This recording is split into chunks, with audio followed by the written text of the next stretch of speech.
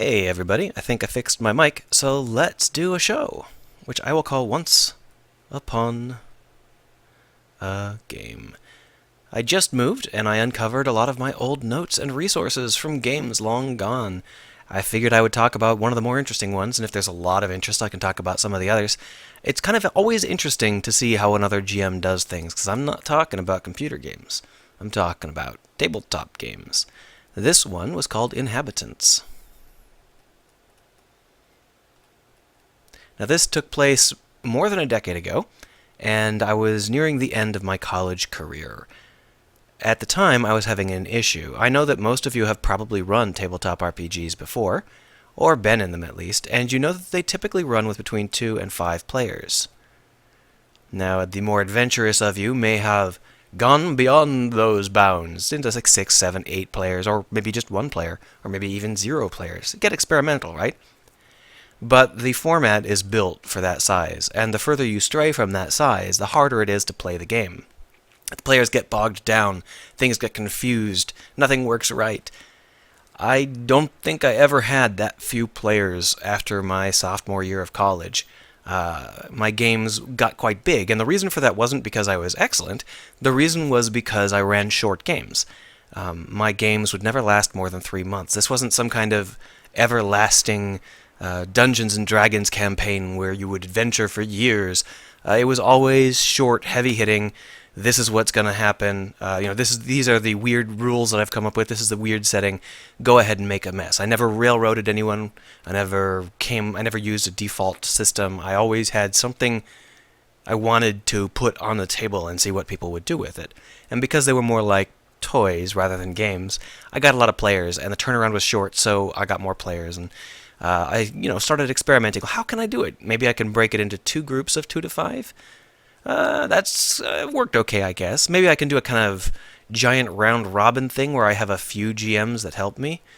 Maybe I can split it up and have some kind of automated combat system where the players can fight all they want outside of the table, and when they come to the table, it's just to discuss overall strategy and negotiate. I've tried all those things, and I can talk about them some other time. They're not bad approaches, but Inhabitants had a different approach. I wanted to still have that one GM, many players philosophy. I wanted to see how far I could push that. How large could I make a group? And I think that our group was more than a dozen. I think we had more than 12 players during the high points in that game. We had a lot. And the way I did it is I got rid of the table. This wasn't a tabletop RPG.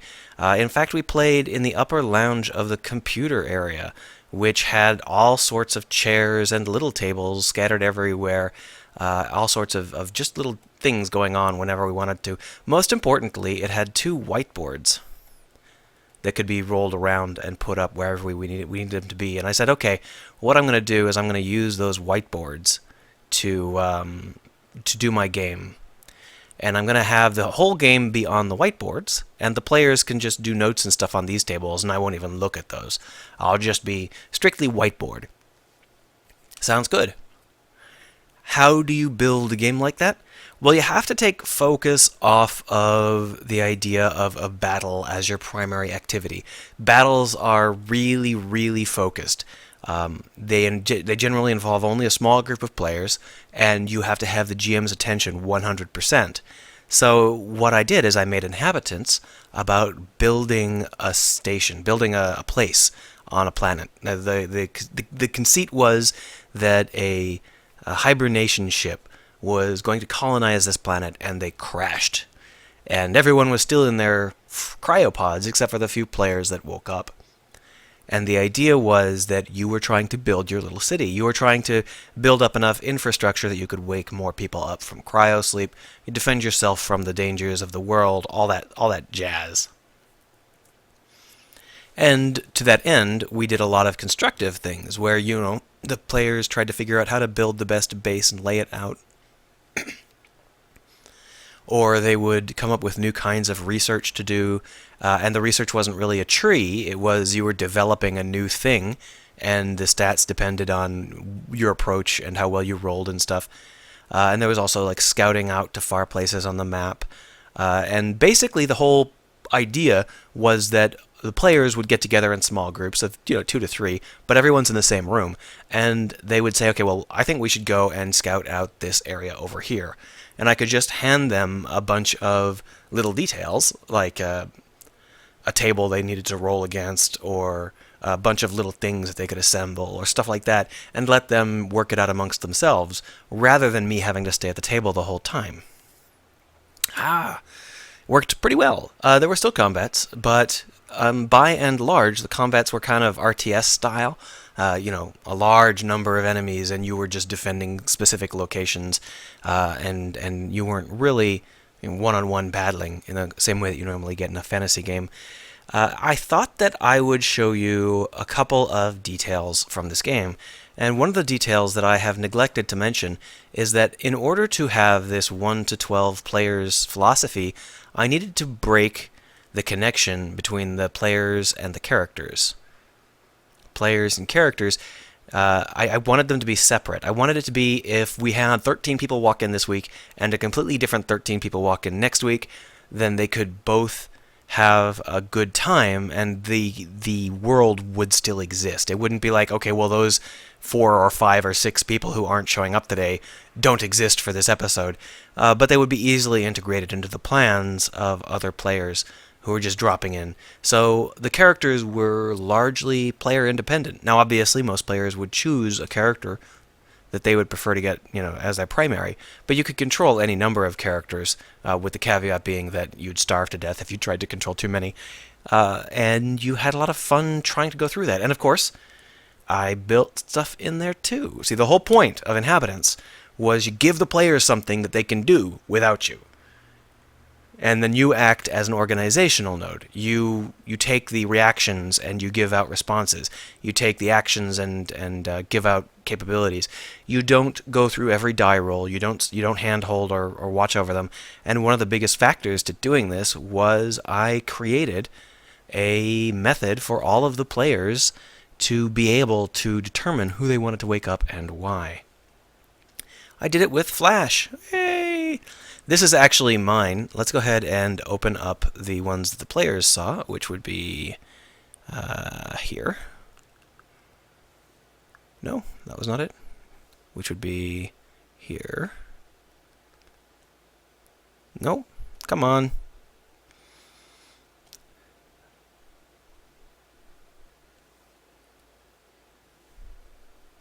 That's weird. What happened to the... Okay, so character sheet.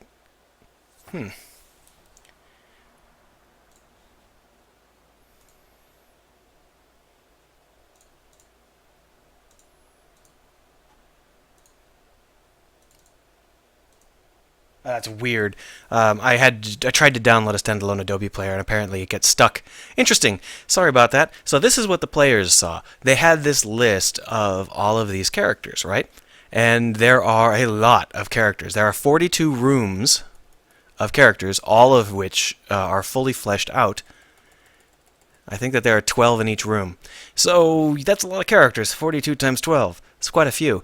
And this here is what they have to go off of when they want to determine when they want to wake them up or what they want to wake them up from. So here you can see this person is a sergeant, NCO1 with the Marines.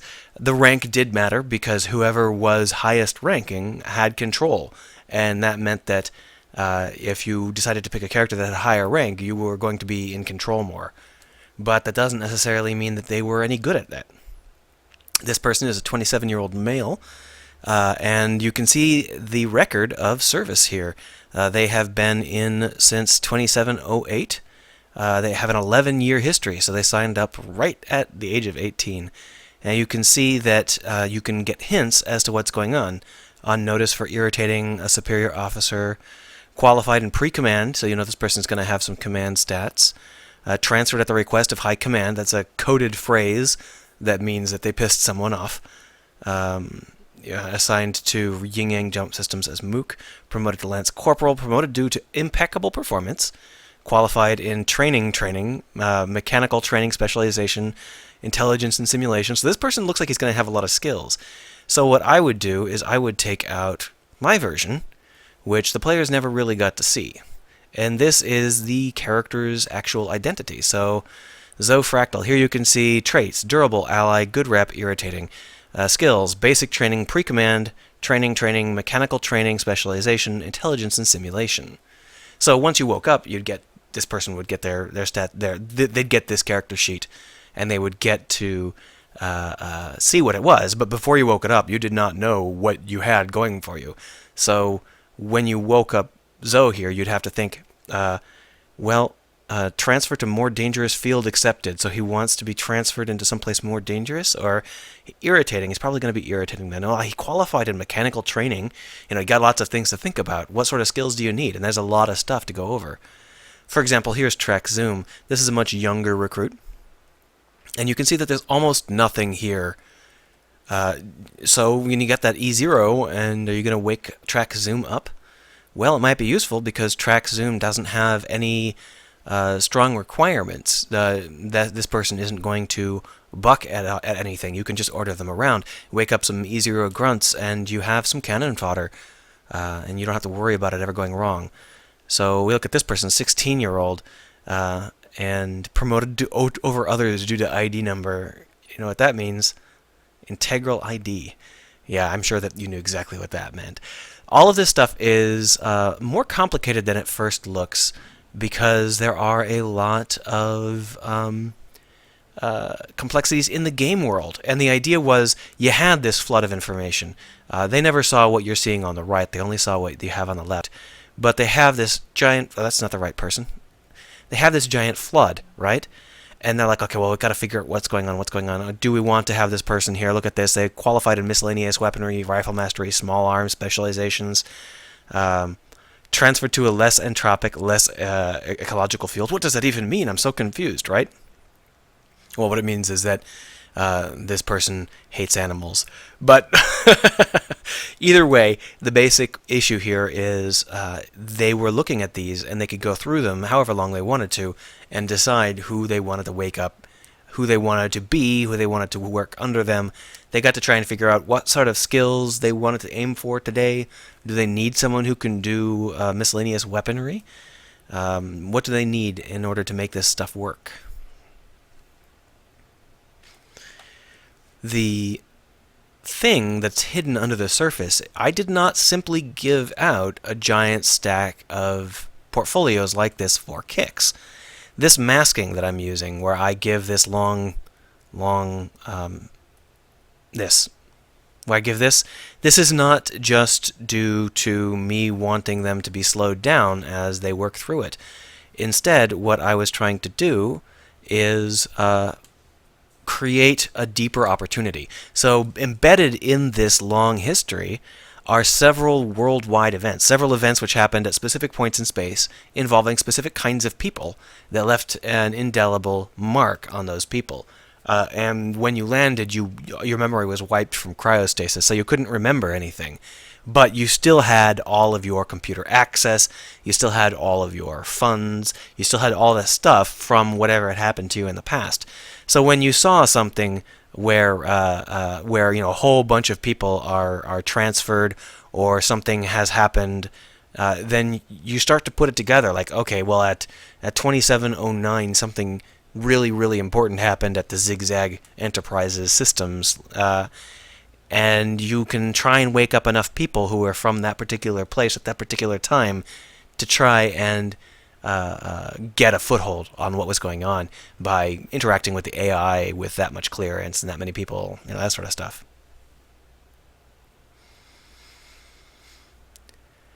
Because of this, they would initially see all of these details, and they'd be like, okay, well, this is kind of an unwieldy way to do a character sheet, but I can still interpret it. This person's going to be lucky, they can do rifles, this person's a hacker, and they don't like animals. Okay, I've got it all worked out. A little bit of trial and error when you wake someone up and you see what the coded phrases meant, and you say, oh, yeah, right, that means he's annoying, whatever. That's great. For example, here, secrets and good rep. This is obviously the good rep. So once you wake this person up and you see that they have a good rep, you're like, okay, yeah, obviously looking forward to having you is a good rep code phrase. Now, what about secrets? Well, what about this? Who else is from Valerian QLSV? What about this? Wu Remembered Society. What's that about? Are those just places? Look at this. He joined the Rangers at Valerian QLSV, and then less than a year later, he was reassigned to the Wu Remembrance Society before he'd qualified in basic training. And then, less than a year after that, he was transferred to Derek 4N before he'd qualified for basic training. Oh, sorry, I wasn't looking. This is the lady. So, what does this mean? What does this mean? A person who transferred 3 times before they completed basic training. What does this mean? The fact that they're looking forward to having her, even though she hasn't completed her basic training.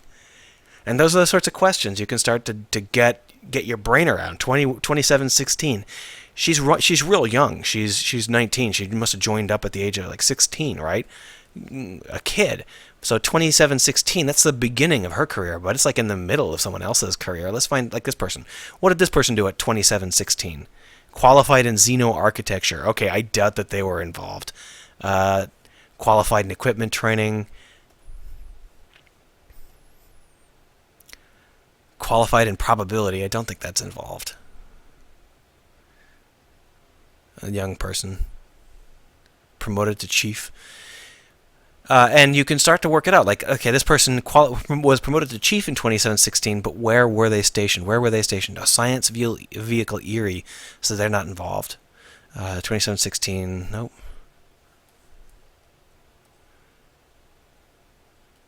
Qualified in Alfred? What does that mean?